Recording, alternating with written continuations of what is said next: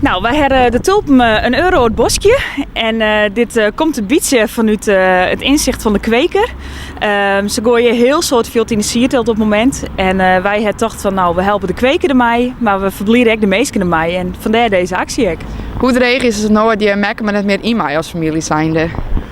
Voor ons is het dreig, maar ik denk voor de mensen zelf nog dreiger. Want ja, die kennen hun nice net machine momenteel. Ja, dan mag al via beeldbellen of oors wat, via FaceTime of telefoontjes gewillig. Maar ja, toch even.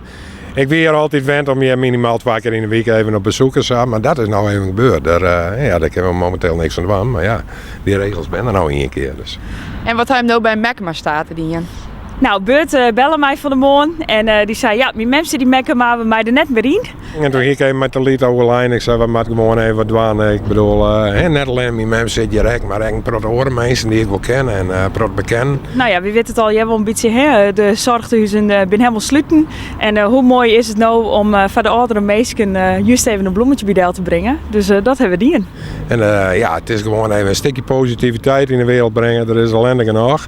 En ja, maar een simpel gebaar, een blomke kun je een hele hoop doen. Nou, als je namens us, vooral bewoners, heb je hem natuurlijk. En we hopen erop dat deze ellende zo gauw mogelijk voor is. Nou, ja? hartverwarming. En maakt ze dan leuk voor je. Geweldig. Snap ik. Ja, ik wil je heel graag een tuutje aan, maar helaas. Dat kun je jongen uit. Weet je wat op Sayet, hè? 100 meter met die armtak. En bedankt, hè? Ja, je merkt het. En wat voor reacties krijg je hier vooral op? Een heel soort. We hebben echt smoordrok de hele dag. Heel veel mensen kepen bos en tulpen om even uit te delen voor de mensen die nou alleen tussen zitten en naar de verzorgingstehuizen willen en het even afleveren willen. Ja, het is echt ongelooflijk hoeveel animo en hoeveel positieve reacties er binnen.